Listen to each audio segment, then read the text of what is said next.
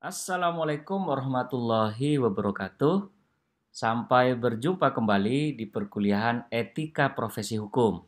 Kalau kemarin kita sudah mempelajari tentang aliran hukum alam, hari ini kita akan mempelajari tentang aliran hukum positif.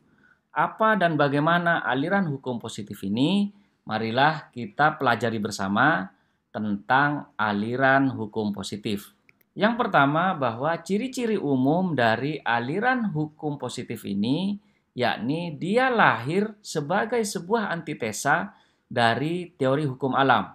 Jadi, teori hukum positif ini merupakan bagian dari kejumutan atau kritik terhadap pemberlakuan hukum alam, sehingga kemudian muncullah antitesa atau jawaban terhadap kekurangan-kekurangan yang telah dihadapi oleh masyarakat pada saat itu, sehingga muncullah teori aliran hukum positif. Jadi sekali lagi, aliran hukum positif ini lahir dikarenakan oleh adanya ketidakpuasan dari pelaksanaan hukum alam yang tentunya tidak berkepastian hukum. Yang kedua, ciri-ciri umum dari aliran hukum positif ini adalah dia memandang perlu memisahkan secara tegas antara hukum dan moral, antara hukum yang berlaku dan hukum yang seharusnya atau yang disebut sebagai das sein dan das sollen.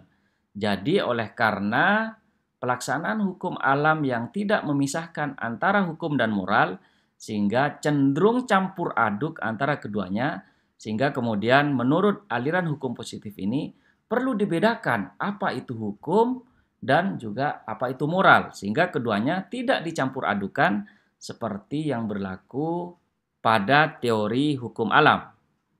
Ciri-ciri umum yang ketiga adalah dalam teori aliran hukum positif ini, dia memandang hukum dari kacamata positivis. Artinya, dia ingin menyatakan bahwa tiada hukum kecuali perintah penguasa atau tiada hukum yang diatur dalam sebuah peraturan perundang-undangan atau yang disebut sebagai law is command of the lawgiver. Jadi, tidak ada peraturan kecuali dikeluarkan oleh pemerintah yang berkuasa dan sah pada saat itu. Jadi, semua aturan itu harus dikeluarkan oleh negara atau penguasa yang diakui pada saat kekuasaan tersebut itu ditentukan baik oleh rakyat maupun oleh negaranya sendiri. Ciri-ciri yang keempat, aliran hukum positif ini dia dikenal sebagai sebutan lain yakni dengan nama legisme, yakni dia berpendapat bahwa hukum identik dengan undang-undang. Jadi tidak ada hukum atau tidak dapat dikatakan sebagai hukum kalau dia tidak berbentuk dalam sebuah peraturan perundang-undangan. Jadi dia ingin mempositifkan terhadap aturan-aturan yang ada dan mengidealkan adanya sebuah aturan yang dikeluarkan oleh pemerintah yang berdaulat, yang kemudian pemerintah tersebut diakui oleh masyarakat atau rakyat yang dipimpinnya dalam sebuah negara yang berdaulat. Lalu bagaimana perkembangan dari aliran hukum positif ini? Aliran hukum positif itu dikembangkan pertama kali oleh John Austin. John Austin mengatakan bahwa hukum adalah merupakan perintah dari penguasa negara dan menurutnya hukum dipandang sebagai suatu sistem yang tetap, logis, dan juga tertutup. Hukum juga menurut John Austin itu berisi tentang 4 unsur. Yang pertama tentang perintah, yang kedua tentang sanksi, yang ketiga tentang kewajiban, dan yang keempat tentang kedaulatan. Jadi menurut John Austin ini dia menginginkan bahwa hukum mestinya tidak berasal dari alam, tapi hukum harus berasal dari penguasa negara yang berdaulat. Dan di dalamnya juga harus bersifat tetap, artinya ditetapkan oleh pemerintah atau penguasa yang berdaulat, juga bersifat logis, tidak bisa kemudian misalnya hal tersebut diakui secara natural, akan tetapi sifatnya tidak logis, maka tidak dapat dikatakan sebagai hukum. Dia juga bersifat tertutup, artinya apa yang sudah diputuskan oleh penguasa pada saat itu, maka tentunya hukum tersebut harus mengikat kepada semua. Selain itu, John Austin juga menyatakan terdapat unsur-unsur dari hukum, yakni yang bersifat perintah, juga ada sanksinya, juga mengatur tentang kewajiban bagi warga negara dan juga kedaulatan negara yang berkuasa atau memerintah dalam suatu negara tertentu. Yang kedua, aliran hukum murni atau yang sering dipopulerkan oleh Hans Kelsen. Menurut Hans Kelsen, ia menyatakan bahwa hukum harus dibersihkan dari anasir-anasir non-yuridis seperti unsur sosiologis, politis, historis, bahkan etis. Pemikiran inilah yang dikenal dengan teori hukum murni. Baginya, atau menurut Hans Kelsen, hukum adalah suatu keharusan yang mengatur tingkah laku manusia sebagai makhluk rasional. Jadi hukum itu harus dilepaskan dari unsur-unsur yang bersifat sosiologis, politis, historis, bahkan etis. Jadi semuanya kalau sudah berbentuk hukum maka harus dilepaskan dari nilai-nilai sosiologis, politis, historis, bahkan yang bersifat etis.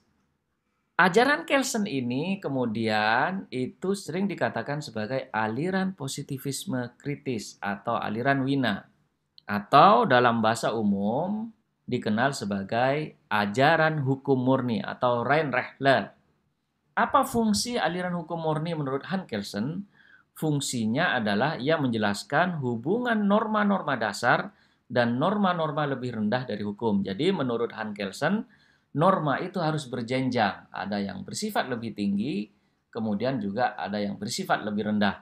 Sehingga kemudian aliran atau teori hukum Hans Kelsen ini dikenal sebagai aliran hukum berjenjang. Dari keseluruhan penjelasan yang sudah saya jelaskan tadi, maka dapat saya simpulkan di sini terkait dengan aliran pemikiran hukum positif. Itu yang pertama, ia ingin menyatakan bahwa hukum adalah undang-undang. Jadi dia sangat dipengaruhi oleh semangat atau pengaruh legisme di mana hukum harus ditetapkan oleh penguasa yang berkuasa atau negara yang memiliki kedaulatan penuh terhadap masyarakat yang dipimpinnya.